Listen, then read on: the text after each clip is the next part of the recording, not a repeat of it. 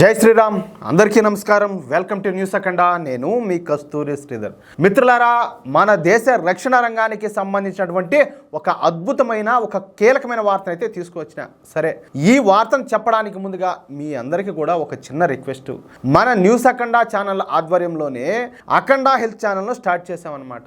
కాబట్టి మీరందరూ కూడా మన న్యూస్ అఖండ ఛానల్ మీరు ఎలాగైతే అభిమానించి ఆదరిస్తూ ఉన్నారో అలాగే మన అఖండ హెల్త్ ఛానల్ కూడా ఆదరిస్తారని, ప్రతి ఒక్కరూ సబ్స్క్రైబ్ చేసుకుంటారని చెప్పేసి ఆశిస్తున్నాను. సరే, ఇక న్యూస్ విషయానికి వస్తే, డొనాల్డ్ ట్రంప్ అమెరికా అధ్యక్ష బాధ్యతలు స్వీకరించినప్పటి నుంచి మనకు అన్నీ కూడా శుభశకునాలే.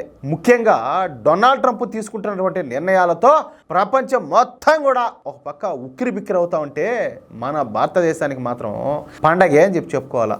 ఒక్క ఈ టారిఫ్ విషయంలో తప్పించి, అదే మన దిగుమతుల విషయంలో ఈ ట్యాక్స్లు వేస్తూ ఉన్నారు కదా, ఆ విషయంలో అనమాట. సరే, ఇక అసలు విషయానికి వస్తే, తేజస్ యుద్ధ విమానాలను మనం స్వదేశీయంగా తయారు చేసుకుంటున్నాం. ఈ యుద్ధ విమానాల డిజైనింగ్ కానీ, హార్డ్వేర్ కానీ, టెక్నాలజీ కానీ, లాజిస్టిక్స్ కానీ మనమే స్వదేశీయంగా తయారు చేసుకుంటున్నాం, ఒక్క ఇంజిన్లు తప్పించి. నేను ఇంతకుముందు కూడా చెప్పిన, ఈ భూ ప్రపంచంలో అత్యంత క్లిష్టమైనది వచ్చేసి ఇంజిన్ టెక్నాలజీ. సబ్మరీన్లలో కానీ, యుద్ధ విమానాల్లో కానీ, యుద్ధ నౌకలలో కానీ, విమాన వాహక నౌకల విషయంలో కానీ, డ్రోన్ల విషయంలో కానీ, చివరికి మనం నడిపేటటువంటి బైకులు, కార్ల విషయంలో కానీ ఈ ఇంజన్ టెక్నాలజీ అనేది అత్యంత క్లిష్టమైంది. అందుకే భారత్కు చెందినటువంటి అనేక కార్ల తయారీ సంస్థలు, అదేవిధంగా ఈ బైకుల తయారీ సంస్థలు ఈ ఇంజిన్లను దక్షిణ కొరియా నుంచో లేక జపాన్ నుంచో దిగుమతులు అయితే చేసుకుంటూ ఉంటాయి. ఇక ఈ యుద్ధ విమానాల విషయానికి వద్దాం. ప్రపంచంలో ఈ యుద్ధ విమానాల ఇంజన్లను తయారు చేసేటటువంటి దేశాలు 5 ఉన్నాయి. అవి ఒకటి వచ్చేసి America, Russia, Britain, France, China దేశాలు. చైనా కూడా అమెరికా టెక్నాలజీని దొంగిలించి ఈ ఇంజిన్ టెక్నాలజీని అభివృద్ధి చేసుకునేది. ఇక మన వద్ద కూడా ఈ ఇంజిన్ టెక్నాలజీ అయితే లేదు. ప్రస్తుతం ఈ ఇంజిన్ టెక్నాలజీను మన భారతదేశం అభివృద్ధి చేస్తుంది. అయితే అందుకు కొన్ని సంవత్సరాల సమయం పట్టే అవకాశం అయితే ఉండదు. ఇక ఈ తేజస్ యుద్ధ విమానాలను మనమే తయారు చేస్తున్నామని చెప్పుకున్నాం కదా.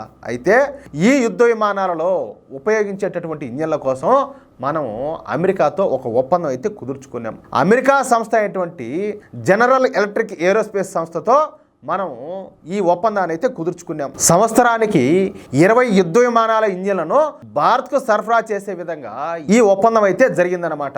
ఆ ఇంజిన్ల పేరు F404 ఇంజిన్లు.